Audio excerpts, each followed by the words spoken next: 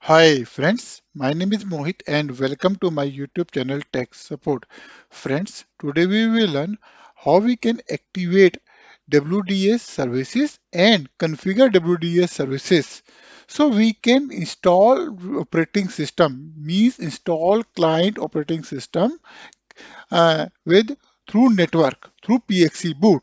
So guys, WDS full form is Windows Deployment Services. So how we can enable it? So guys, I have opened the server manager page and here I'm going to the manage, add roles and features, clicking on the next, next. So guys, here first of all, Windows Deployment Services here. I'm clicking on this thing, add feature, next, next, next. Here we have to click both things, next, and clicking on the install. So guys, if you are planning to install WDS services, so you have configured your Active Directory domain controller. You should have DNS, you should have DHCP services on your network. So guys, now installation is started. Once it will be complete, I will come back to you because it will take some time for installation. Let me pause this video. Welcome back friends. Now you can see that installation is completed. Now we have to do the configuration part. So guys, before starting the configuration, let me open this thing, Windows Deployment Services. So let me tell you, here I have created one another partition here and I have copied the file boot.vm, install.vm files, two files. How we can get these files? So let me tell you. Here you can see that images folder. Here we have a ISO image. I have unzipped this thing, and this is the extract version. And here you can find the two files, start.vim.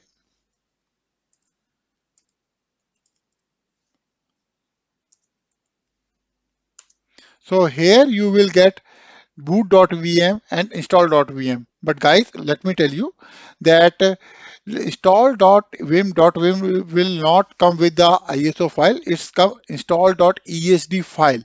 But you can convert your install.esd file to install.vim through Power ISO tool.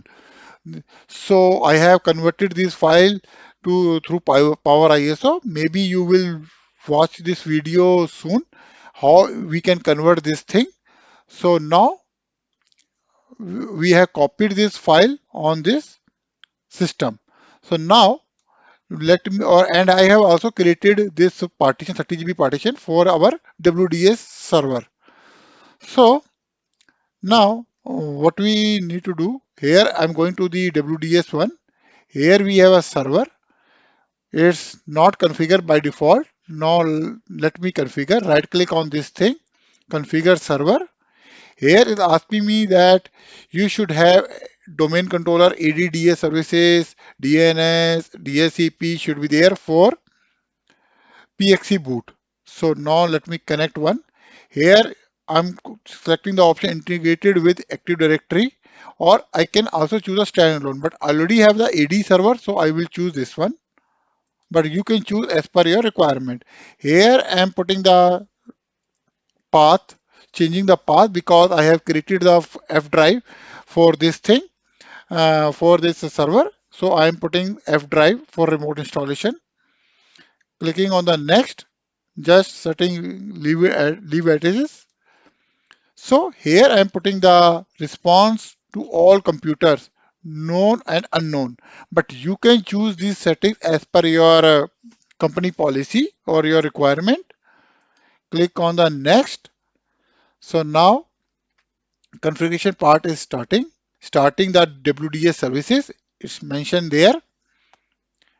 So guys, here I'm putting the finish. Now you can see that here lots of options are showing there. Now we need to activate this thing. So we need to start this service. So this service is starting. So it will take few seconds, sorry. Okay.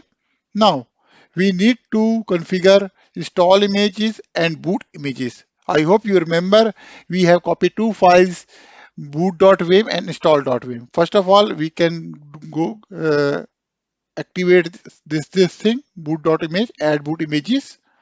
Here I am giving the path of this file. Here boot.vim, clicking on the next. Here Windows 10 setup we can put there because this is a Windows 10. But you can also put your uh, your text. So here I'm putting the next. So it's adding image here. It will take some time. Let me pause this video. It's just copy and paste. I think this will take few seconds. It's already almost completed. Yeah. So here I'm clicking on the finish one. Here now you can see the file is showing there. Now we need to do the install images one. So now I'm putting the add install image. So first of all, we need to create a group. So here I'm putting the client OS. So you can put your group as per your requirement. So client OS, clicking on the next. Here I'm putting the giving the path. So install.vim, click on the next. So here in install.vim, there are lots of operation system are there because I have downloaded this ISO image from the Microsoft website. So you can choose your operating system as per your requirement, but here I am choosing the Windows 10 Pro. So here I'm selecting this thing, clicking on the next, Windows 10 Pro, next. Now it's checking and validating this file, and after that it will add this image on this install images section. So guys, it will take some time because it's around 4 GB file. So let me pause this video. Once this process will completed, I will resume to you. Let me pause this video. Welcome back friends. Now you can see the process is completed. Now I'm clicking on the finish. Now here you can see that the image is showing there.